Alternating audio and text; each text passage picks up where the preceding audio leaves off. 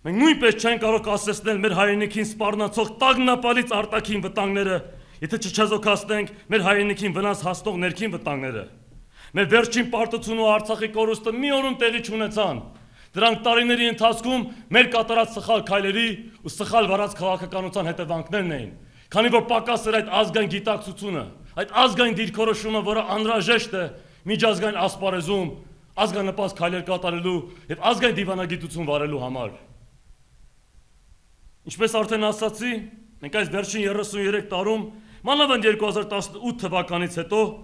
տեսանք, թե ինչպես նման անհեռատես մոտեցումները աղետ բերեցին մեր երկրի գլխին ու կշարունակեն բերել աղետներ, եթե մենք շարունակենք մնալ այս ազգակործան շրջապտույտի մեջ, որտեղ անգիտակցաբար շարունակում ենք սատարել տարբեր դիմակներով նույն տիրոջը։